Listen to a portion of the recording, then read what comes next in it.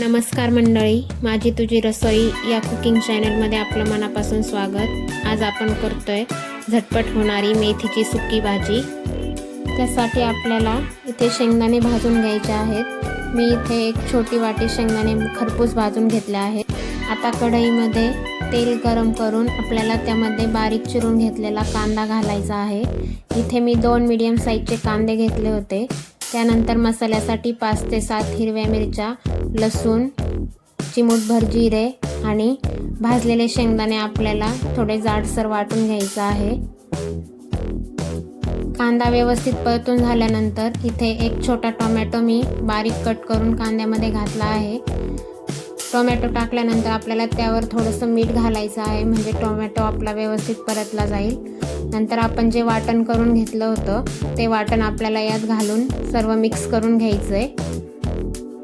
वाटण घातल्यानंतर आपल्याला परत चवीप्रमाणे मीठ घालायचंय आणि हे सर्व मिक्स करून आपण जो मसाला वाटलेला पाणी होतं ते यात घालायचंय आणि आपल्याला व्यवस्थित परतून घ्यायचंय। व्हिडिओमध्ये दाखवल्याप्रमाणे आपल्याला सर्व मसाल्याला तेल सुटेपर्यंत परतून घ्यायचंय। तुम्ही बघू शकता आपल्या मसाल्याला व्यवस्थित तेल सुटलं आहे। आता या स्टेजला आपण यामध्ये मेथी ॲड करूया। इथे मी एक जुडी मेथीची घेतली आहे, ती स्वच्छ निवडून धुवून ठेवली होती, ती आपण यात घालून मिक्स करून घेऊया। अशा पद्धतीने केलेली मेथीची भाजी अगदी 5 ते 7 मिनिटात तयार होते आणि खायला देखील खूप टेस्टी लागते। एकदा नक्की ट्राय करून पहा।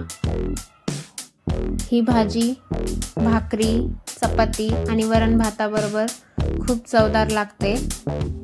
सर्व भाजी व्यवस्थित मिक्स झाल्यानंतर आपण झाकण ठेवून 5 ते 7 मिनिटं शिजवून घेणार आहोत। झाकण काढून तुम्ही बघू शकता आपल्या भाजीतलं पूर्ण पाणी आटलं आहे आणि भाजीला तेल सुटलं आहे। भाजीच्या देठाला प्रेस करून आपल्याला भाजी शिजली की नाही ते चेक करून घ्यायचंय। अशा प्रकारे अगदी झटपट होणारी मेथीची भाजी तुम्ही टिफिनसाठी बनवू शकता। आता आपण एका प्लेटमध्ये सर्व भाजी काढून घेऊया। लक्षात ठेवा आपल्याला भाजी ही लो फ्लेमवर 5 ते 7 मिनिटं शिजवून घ्यायची आहे। अशा प्रकारे तयार आहे आपली झटपट होणारी मेथीची सुकी भाजी। या पद्धतीने मेथीची भाजी एकदा नक्की करून बघा आणि रेसिपी कशी वाटली हे कमेंटमध्ये नक्की सांगा। रेसिपी आवडल्यास लाईक करा, शेअर करा। अशाच नवनवीन रेसिपी बघण्यासाठी चॅनलला सबस्क्राईब करा आणि बेल आयकॉन प्रेस करायला विसरू नका। धन्यवाद।